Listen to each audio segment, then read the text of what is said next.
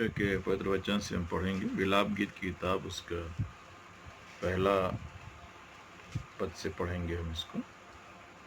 जो नगरी लोगों से भरपूर थी वह अब कैसे अकेली बैठी हुई है।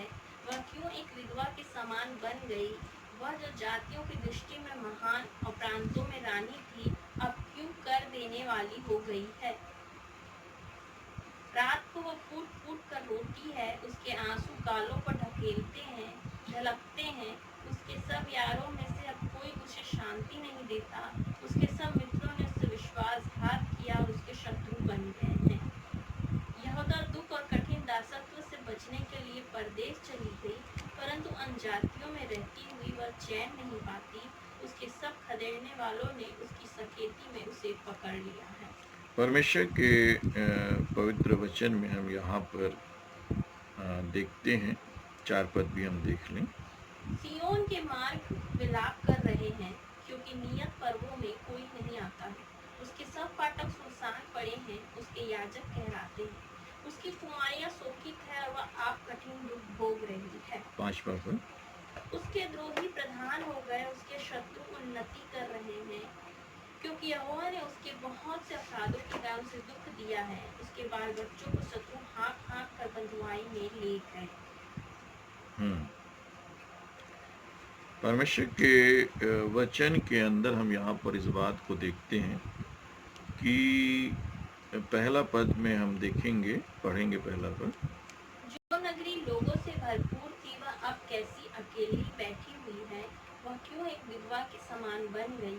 वह जो जातियों की दृष्टि में महान और प्रांतों में रानी थी अब क्यों कर देने वाली हो गई है। यहाँ हम देखते हैं कि प्रभु इज़राइल की तुलना जो है विधवा से करता है, और इस विधवा का जो मीनिंग ये है कि अब उसके पास परमेश्वर की उपस्थिति नहीं है। यिर्मयाह के तुरंत बाद विलाप गीत लिखा गया। विलाप गीत का मतलब होता है शोक के गीत, दुख के गीत। अब ये जो इसको जो उपमा विधवा की दी जा रही है, उसका जो मीनिंग ये है कि यदि आप परमेश्वर के वचन में, परमेश्वर के कलाम के अंदर आप देखेंगे तो आप इस बात को पाएंगे कि ये क्यों ऐसा कहा जा रहा है। ये एक प्रकार की चर्च है, अब इसको कलीसिया भी कह सकते हैं। प्रकाशित वाक्य किताब उसका 18 अध्याय और उसका पहला पद हम देखेंगे। प्रकाशित वाक्य की पुस्तक उसका पहला अध्याय और उसका 18 पद से बाइबल हमसे क्या बात करती है। 18 से पहला प्रकाशित 18 अध्याय के पहले पद से हम देखेंगे। इसके बाद मैंने एक स्वर्गदूत को स्वर्ग से उतरते देखा, जिसे बड़ा अधिकार प्राप्त था और पृथ्वी उसके तेज से चमक उठी। उसने ऊंचे शब्द से पुकार कर कहा, गिर गया, बड़ा बेबीलोन गिर गया है। वह दुष्ट आत्माओं का निवास और हर एक अशुद्ध आत्मा का अड्डा और हर एक अशुद्ध और घृत पक्षी का अड्डा हो गया, क्योंकि उसके व्यभिचार की भयानक मदिरा के कारण सब जातियां गिर गई हैं और पृथ्वी के राजाओं ने उसके साथ व्यभिचार किया है और पृथ्वी के व्यापारी उसके सुख विलास की बहुतायत के कारण धनवान हुए हैं। फिर मैंने स्वर्ग से एक और शब्द सुना, हे मेरे लोगों, उसमें से निकल आओ कि तुम उसके पापों में भागी न हो और उसकी विपत्तियों में से कोई तुम पर आ न पड़े, क्योंकि उसके पापों का ढेर स्वर्ग तक पहुंच गया है। उसके अधर्म परमेश्वर को स्मरण आए हैं। जैसा उसने तुम्हें दिया है वैसा ही उसको दो और उसके कामों के अनुसार उसे 2 गुना बदला दो। जिस कटोरे में उसने भर दिया था उसी में उसके लिए 2 गुना भर दो। जितनी उसने अपनी बड़ाई की और सुख विलास किया उतनी उसको पीड़ा और शोक दो, क्योंकि वो अपने मन में कहती है, मैं रानी हो बैठी हूँ, विधवा नहीं, और शोक में कभी ना पड़ूंगी। यहाँ पर आप देखेंगे कि ये जो बेबीलोन के बारे में बताया गया, ये भी एक नगर के बारे में बताया गया है, लेकिन ये वास्तव में एक चर्च को दर्शाता है, जैसे इज़राइल को दर्शाता था। और दूसरी बात, ये एक भ्रष्ट जो धर्म प्रणाली संसार में अलग अलग धर्मों में काम कर रही है उसको बताता है। चर्च की जो रहन सहन है, जो रहने का जो तरीका है, वो इस बेबीलोन के जैसे हो गया है। और ये जो बेबीलोन है, इसके साथ प्रकाशित वाक्य में अगर आप पढ़ेंगे ध्यान से तो ये उसके साथ पार्टिसिपेट कर लेगी चर्च, वो मसीह समाज, वो लोग जो 666 के लिए छोड़े जाएंगे, वो इस चर्च से कॉम्प्रोमाइज करेंगे। और ये अभी भी ये आप देखेंगे कि ये चल रहा है। इसीलिए परमेश्वर के वचन में इस बारे में बताया गया है, 18 अध्याय 7वां पद, कोई भी पढ़ दे। जितनी उसने अपनी बढ़ाई की और सुख विलास किया, उतनी उसको पीड़ा और शोक दो, क्योंकि वो अपने मन में कहती है, मैं रानी हो बैठी हूँ, विधवा नहीं और शोक में कभी ना मैं रानी हूँ बैठी, विधवा नहीं, मैं शोक में कभी नहीं बैठूंगी। अर्थात इसके पास प्रभु यीशु मसीह नहीं है। दूसरे धर्मों के पास भी ना यीशु मसीह है ना परमेश्वर है। ये बाहरी प्रणाली, जैसे कि लोग मंदिर, मस्जिद, चर्च, बिल्डिंग में जाते हैं, उसी प्रकार का ये वातावरण उस समय भी रहेगा। लेकिन जो एंटी क्राइस्ट आएगा और जो पशु आएगा 666 वाला, वो इनको नाश कर देगा। इस बेबीलोन को भी, जिसका सपोर्ट अभी इब्लीस को मिल रहा है, एक भयानक दूसरे धर्मों के साथ ऐसी कलीसियाओं का भी विनाश हो जाएगा। और ये बहुत ही भयानक दशा है जो, और यहाँ पर बार बार विधवा शब्द का प्रयोग किया जा रहा है। चर्च को प्रभु यीशु की दुल्हन कहा गया है और इज़राइल के लिए भी इसी शब्द का प्रयोग किया जाता है। और लेकिन यहाँ पर जो कहा जा रहा है, इसका मतलब ये है कि बाहरी सारी सुख संपत्ति, रुपया, पैसा इसी चर्चों में रहेंगे, जो दूसरे धर्मों के साथ कॉम्प्रोमाइज करके एक नया रिलीजन बिल्ड होगा। ये उसी बेबीलोन का एक हिस्सा है जो पुराने नियम से दिख रहा है कि बेबीलोन है, जो अभी मसीही धर्म, अभी भी बेबीलोन मसीही धर्म में प्रवेश कर चुका है। और परमेश्वर के वचन के अनुसार अगर आप ध्यान से देखेंगे तो बहुत ढेर सारी चीजों का इसमें विनाश हो रहा है। 8-9 पद भी पढ़ दें हम। इस कारण एक ही दिन में उस पर विपत्तियां आ पड़ेंगी, अर्थात मृत्यु और शोक और अकाल, और वह आग में भस्म कर दी जाएगी, क्योंकि उसका न्यायी प्रभु परमेश्वर शक्तिमान है। पृथ्वी के राजा जिन्होंने उसके साथ व्यभिचार और सुख विलास किया, जब उसके जलने का धुआं देखेंगे तो उसके लिए रोएंगे और छाती पीटेंगे।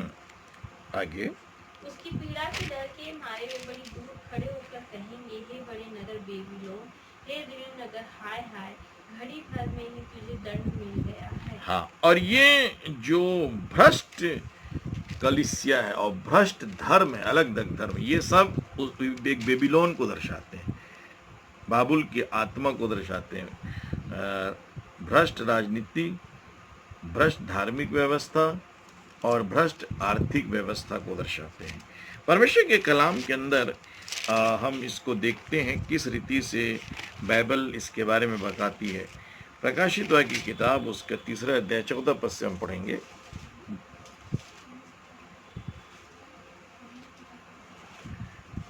प्रकाशित वाक्य उसका 3 अध्याय 14 पद से। और लौदीकिया की कलीसिया के दूत को यह लिख कि जो आमीन और विश्वास योग्य और सच्चा गवाह है और परमेश्वर की सृष्टि का मूल कारण है, वह यह कहता है कि मैं तेरे कामों को जानता हूँ कि तू ना तो ठंडा है और न गर्म। भला होता कि तू ठंडा या गर्म होता। सो इसलिए कि तू गुनगुना है, न ठंडा है न गर्म, मैं तुझे अपने मुंह में से उगलने पर हूँ।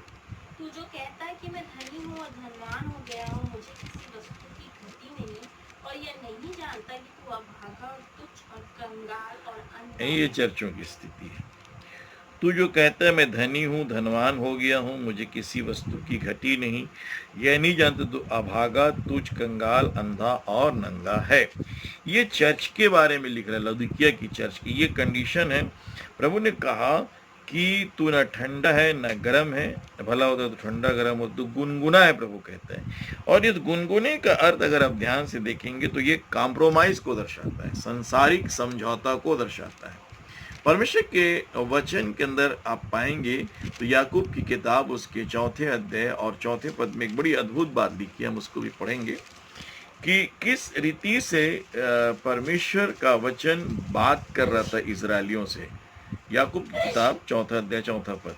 हे व्यभिचारिणियों, क्या तुम नहीं जानती कि संसार से मित्रता करनी परमेश्वर से बैर करना है? हे व्यभिचारिणियों, क्या तुम नहीं जानती संसार से मित्रता करनी परमेश्वर से क्या करना है? बैर करना है। संसार से कॉम्प्रोमाइज करना। पहला यूहन्ना 2:15 से भी हम पढ़ेंगे कि संसार जो है वो पूरी रीति से एक अलग पति है, एक अलग गवर्नमेंट है।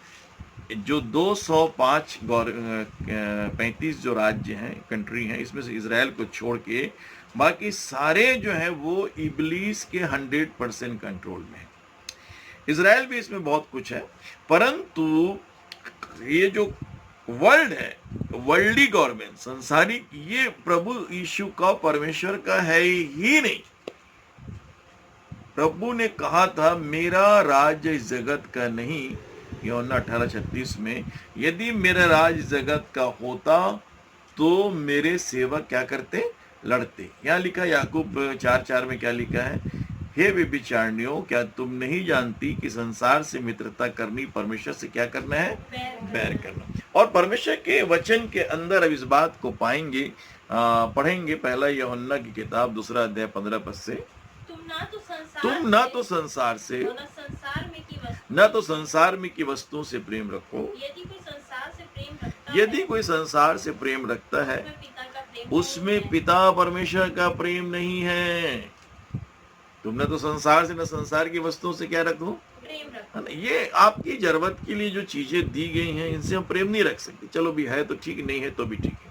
हमारे लिए मेन चीज है बाइबल, यीशु मसीह का लहू और परमेश्वर की कलीसिया, चर्च, जो पश्चाताप करके मन फिराव ये बन रही है। यदि आप ये बाहरी रूप में जा रहे हैं, बाहरी जो पाखंड में जा रहे हैं, तो ये वही भ्रष्ट बेबीलोन है जो कहती है कि मैं रानी हूं, विधवा नहीं हूं। और यही बात परमेश्वर ने इजरायलियों से विलाप गीत में कहा कि वो कहते हैं कि मैं अब तो कैसी विधवा हो गई है। उससे बहुत ढेर सारी बात करते हैं विलाप गीत में। यिर्मयाह खत्म होती ही विलाप गीत की पुस्तक चालू होती है। ये हम देखेंगे 16 पद में, जो कुछ संसार में अर्थात शरीर की अभिलाषा, आंखों की अभिलाषा और जीविका का, वो पिता की ओर से नहीं परंतु ये संसार में 3 चीज है: शरीर की इच्छा पूरी करने के साधन, आंख जो चाहती है उसका, और जीविका का घमंड। हमारे पास ये है खाना पीना, नौकरी चाकरी, हमें बाइबल की जरूरत नहीं है, हमें परमेश्वर के वचन की आवश्यकता नहीं है। ये जो कॉम्प्रोमाइज है, ये जो टाई ऑफ चर्चेस का कर, क्योंकि बाकी रिलीजन सांसारिक ही है। चर्च जो है वो आत्मिक आपके संडे को जाके चर्च बिल्डिंग में बैठने से नहीं होगा, ये 100% नहीं होगा। आपको लगातार प्रतिदिन बाइबल की संगति में और यीशु के लहू की संगति में रहना पड़ेगा। उसके बाद थर्ड जो है वो मन फिराए हुए पवित्र लोग हैं। अगर आप इन 3 बातों को समझ रहे हैं तो आप परमेश्वर के उस प्रकोप से बच सकते हैं जो भ्रष्ट रिलीजन के अंदर और उस भ्रष्ट चर्चों में आने वाला है, जो छोड़ी जाने वाली प्रकाशित वाक्य में छोड़ती चली जाएंगी। और अभी भी आप देखेंगे कि पूरे वर्ल्ड के अंदर जो लाखों मसीही लोग कोरोना वायरस से मर रहे हैं, लाखों लोग। अमेरिका में जो 15 लाख लोग हैं जो फंसे हुए, ये सब के सब 99% सब क्रिश्चियन ही है। ब्रिटेन में ले लीजिए, बेल्जियम में ले लीजिए, इटली, सब क्रिश्चियन ही लोग हैं। इन्हें कुछ अता पता नहीं बाइबल क्या है, बस वो एक चल रहा है जीवन। आप देखेंगे 17 पद में भी लिखा हुआ है, और संसार और उसकी अभिलाषाएं दोनों मिटती मिटती जाती हैं, पर जो परमेश्वर की इच्छा पर चलता है वह सर्वदा क्या रहेगा? बना रहेगा। क्या है परमेश्वर की इच्छा? प्रभु ने कहा कौन है मेरे माता पिता भाई बहन? ये जो परमेश्वर के वचन सुनते हैं और उसको क्या करते हैं? मानते हैं। ये परमेश्वर की इच्छा है। यूहन्ना 8 उसके 47 में लिखा है कि जो परमेश्वर की ओर से होता है वो परमेश्वर का वचन सुनता है, और तुम परमेश्वर की बातें इसलिए नहीं सुनते कि तुम परमेश्वर की ओर से नहीं हो। और यहूदियों के संग जब विवाद हो रहा था तो वो उससे नफरत करते थे। वो जो परमेश्वर का वचन जीसस उनको बताते थे, तो प्रभु ने कहा कि तुम अपने पिता शैतान से हो और शैतान की इच्छाओं को पूरा करना चाहते हो। तो वो कैसे शैतान की संतान हुए? क्या वो बीड़ी सिगरेट तंबाकू शराब में थी? नहीं प्रियो, वो चर्च बिल्डिंग के अंदर, आराधनालय भवन के अंदर बड़े बड़े पोस्ट चाहते थे, समाज में वो बड़े गुरु बन के घूमना चाहते थे, और एक सिंहासन चाहते थे जो मत्ती 23 अध्याय में लिखा है। और ये शैतान की इच्छा है। शैतान स्वर्ग लोक में कोई बीड़ी सिगरेट तंबाकू शराब रुपया पैसा धन दौलत नहीं ढूंढ रहा था। ये जो भौतिक पाप हम कहते हैं ना, ऐसे पाप नहीं करता था इब्लीस। इब्लीस की इच्छा थी कि मैं परमेश्वर के समान हो जाऊं, परमेश्वर के सिंहासन में जाके बैठूं, उनके समान अपना सिंहासन परमेश्वर के सिंहासन से बड़ा करो। 5 इच्छाएं थी उसको। अब इन बातों को देखने की इच्छा नहीं, समय नहीं है कि परमेश्वर, क्योंकि पांच बातें हैं मेन, जो थर्ड स्वर्ग में 5 खास पॉइंट है, 5 ही चीजें वहां पर खास पॉइंट है जो सबसे बेहतरीन है। प्रभु चाहा तो इन बातों को आने वाले दिनों में हम देखेंगे। और पहला कुरिन्थियों 2:8 में क्या लिखा है, एक बड़ी प्यारी और खूबसूरत बात लिखी है। और यूहन्ना की किताब उसका 14 अध्याय 16 भी हम पढ़ेंगे। वह तुम्हें अंत तक दृढ़, तो पहला कुरिन्थियों 2:8 में क्या लिखा हुआ है, जिसे संसार के हाकिमों में से किसी ने नहीं जाना, यदि जानते तो तेजो में प्रभु को क्रूस में नहीं, इसको नहीं जानते। और परमेश्वर के कलाम में लिखा हुआ है यूहन्ना 14 के 16-17 में,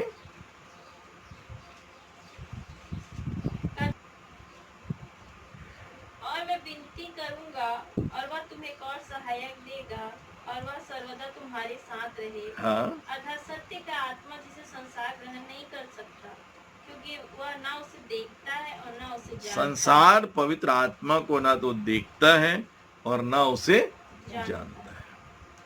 संसार नहीं जानता भाइयों।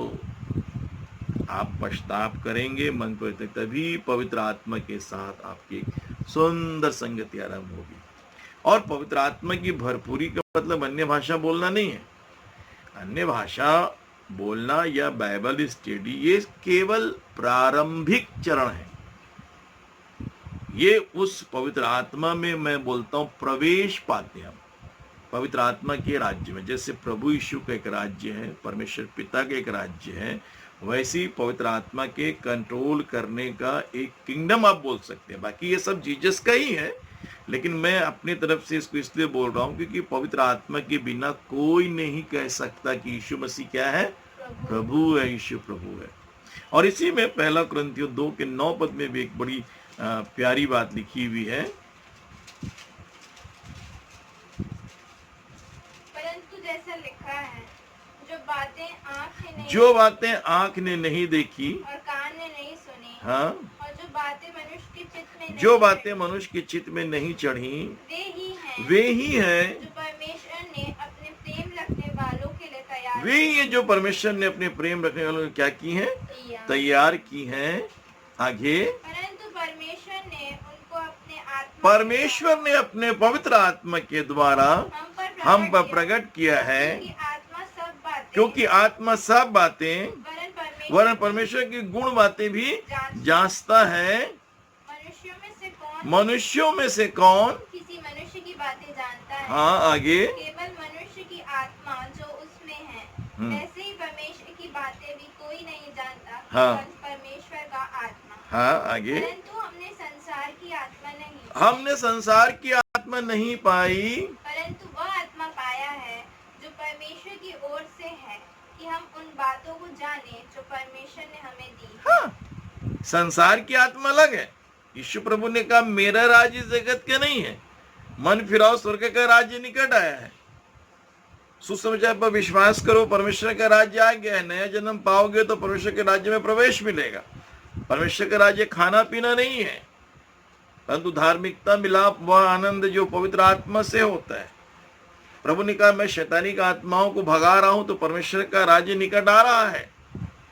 तो ये जो किंगडम ये संसारिक नहीं है, वर्ल्डली गवर्नमेंट नहीं है, वर्ल्ड गवर्नमेंट ये नहीं है। हम नौकरी करते हैं, काम करते हैं, गवर्नमेंट नौकरी कर दी, खाने कमाने के लिए जो कुछ कर रहे हैं, बाइबल और वचन और परमेश्वर के पवित्र चर्च की संगति। पवित्र चर्च मतलब ऐसा नहीं कि आप अपने चर्च को छोड़ के दूसरे चर्च में चले जाइए।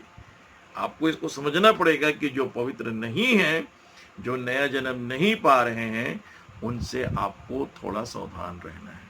एक अंतिम बात बता के हम इसको देखते हैं कि ये एक विधवा का जीवन है। संसारिक जीवन मतलब विधवा का जीवन, ना उसके पास परमेश्वर है ना उसके पास यीशु प्रभु है। इसलिए चर्च को दुल्हन कहा गया है।